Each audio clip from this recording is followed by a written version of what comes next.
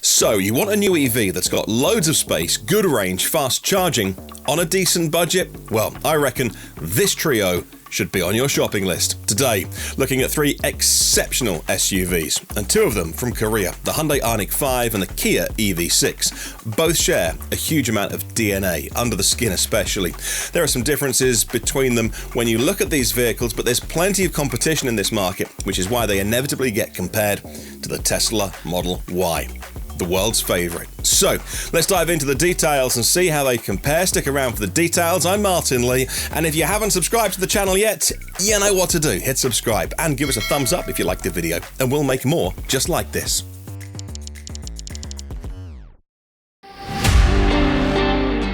The dedicated platforms that all of these cars are pinned upon seems as good a place as any to start. As a startup, Tesla's not had any blueprints that they could work from, so they got to start with a blank sheet of paper when designing their cars, and sure, they used the chassis from the likes of a Lotus Elise back in the very early days, but even then they changed nearly all of it.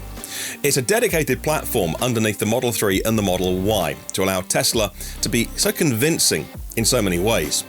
In the case of the Korean manufacturers, they had worked wonders adapting the Kona and the Niro to electric power, designed for multiple powertrains, but it was the development of a dedicated platform called EGMP that saw things kick on. In the case of both platforms, it allows the designers to push the wheels forward and rearward to the corners of the car and fit the batteries as a platform in between. In essence, it looks a bit like a skateboard without the car body on top. It opens up a host of opportunities to the designers and engineers. And let's have a look at what they did with that.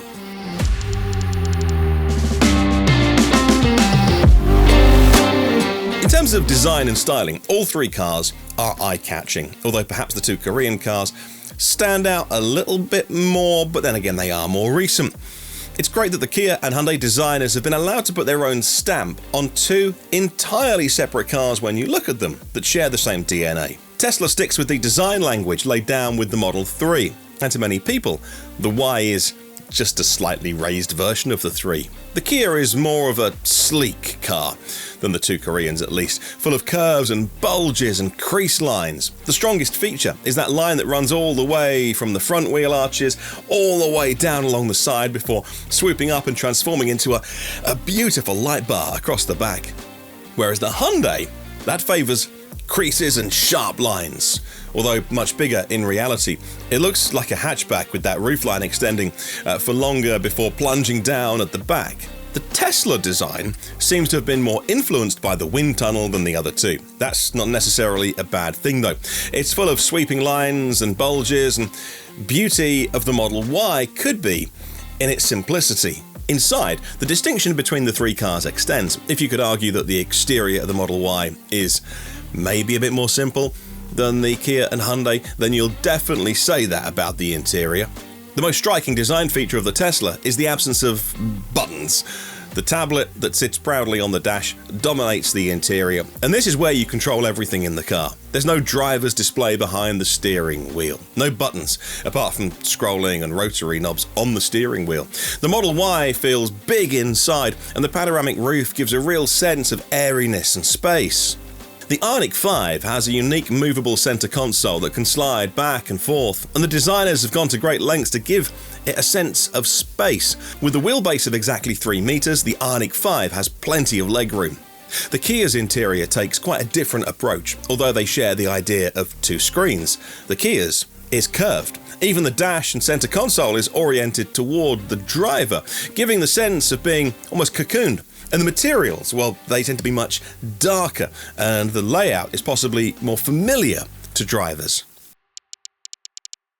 The dimensions of the cars are quite similar, but not identical. The great thing about all of these cars being built on dedicated EV platforms is that you can pack so much more into the cabin space compared to a combustion vehicle.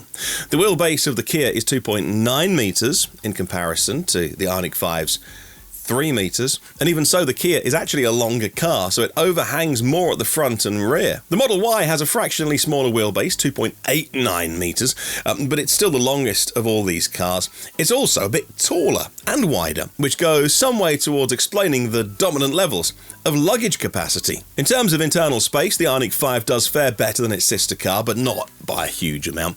The boot space in the Kia is 520 litres. The IONIQ 5 is even better by about 11 litres. Although there's a bigger difference with the rear seats folded down, the Kia then gives you 1,300 litres, the IONIQ 5 1,591. And it's at that point the Tesla says, hold my beer. The frunk in the Tesla is 117 litres. It's huge compared to much smaller ones, around a sixth of the size on the Korean cars. Doesn't end there though, as the Model Y has a gigantic 854 litres of capacity that stretches out to 2,158 litres when the seats are folded down. In fact, in testing, we managed to lie a whole single mattress down in the rear of Model Y without even bending it. Let's talk batteries, range and charging. This is the battle that will sway many people's decision to buy. They want an EV and they want the technology. Now, I can't go through every variant of every car. So let's take the long-range dual motor of each and compare. It's handy as a comparison in terms of the battery sizes because they're all pretty much around 75 kilowatt hours. For the Tesla, Hyundai and Kia 74 kilowatt hours. But then we see some differences, like the Kia, the EV6, a little bit more efficient because it ekes out more range than its sibling. In the real world, expect 245 miles out of the Hyundai and 250 from the Kia. But this is where the Tesla Model Y begins to shine. Expect a good 25 miles more in the Model Y. It does have a kilowatt-hour extra usable battery, but also Tesla's powertrain is really efficient. Charging is a similar story. The Kia and Hyundai are very good, based on an 800-volt platform, so they will charge very, very quickly. But the Tesla has a trick up its sleeve. That Hyundai Kia platform is very good for getting to 80%, 10 to 80% in around 18 or 20 minutes. A lot depends on the temperature of the battery. Charging speeds of around 235 kilowatts, but that is the peak speed. The Tesla sits on a more traditional 400-volt architecture, and thanks to how integrated the supercharger network is, the whole experience works so well, and the car charges, again, really quickly. 250 kilowatts when plugged in at a V3 supercharger. Those speeds do drop off very quickly on the Tesla though. All three cars charge quick on AC, 11 kilowatts, but slightly more efficient being Tesla, so you can recuperate range at a faster rate. And all three cars are really impressive when it comes to charging. Now, we're going to give the nod to the Tesla because the supercharging network makes ease of use so good. You're not dependent on third-party networks, it's very reliable, it's very fast. Although a few supercharger sites around the world have been opened up, particularly in Europe, and now just beginning in the US, the Tesla network is pretty much dedicated to that brand, and you can depend on a charge.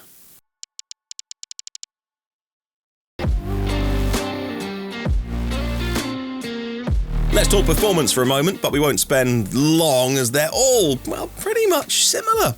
The long-range dual-motor variants of each car, all-wheel drive. Tesla is technically the fastest on paper, 5 seconds 0 to 62 miles an hour, that's 0 to 100 kph, followed by the IONIQ 5 at 5.1 and the Kia at 5.2 seconds. Interestingly, the Tesla is much more powerful, 378 kilowatts of motor power compared to 239 in the Korean cars. But if you want to unlock all the potential of that power, you do have to pay Elon Musk for your performance version. So what really separates these three fantastic cars, and why would you buy one over the other? It's gonna be a tough decision, whichever one you go for, and I'm gonna sit on the fence because all three cars are amazing. I've driven all three, never owned any of these three, but all three are utterly brilliant. I must say that the Tesla's technology impresses me the most, how it's so integrated into the supercharging network and the efficiency of that vehicle, but the ride is very hard in a Model Y, and if you want lots of stuff around you, well, the Tesla's not for you. It's just a very simplistic car. Many people do call it a premium car, but there's nothing really to a Tesla apart from that performance, that tech and the big screen. Price is not a major factor comparing them, a mere £2,000 or so separating them, although you can sacrifice some performance and get the single motor variants of the Korean cars that have slightly higher ranges, so that should be on your decision-making process. And I do think the Hyundai and the Kia have more of a premium feel, both in the fabrics and the materials chosen, and also what you touch and what you see looking around you. The ride is more comfortable, no doubt about it, and the Tesla really feels the bumps. For many, the efficiency of the Tesla and the supercharging network wins out, especially if you do long distances regularly. It's just not even a choice. The integration of the app and the car, and the constant over-the-air upgrades, it's just superb. For some people, space and practicality are more important. The Tesla is bigger, got a big frunk as well. So let us know in the comments below what your favourite is, even if you're not in the market for buying one. Which would you buy? 3 exceptional cars, or maybe none of them. Maybe you're going to say, hey, ID4 GTX, or hey, Nissan Aria. I'd love to hear from you below. Make sure you leave a comment. I read all of them and love to hear what's on your mind. Thanks for watching, and we'll see you on the next one.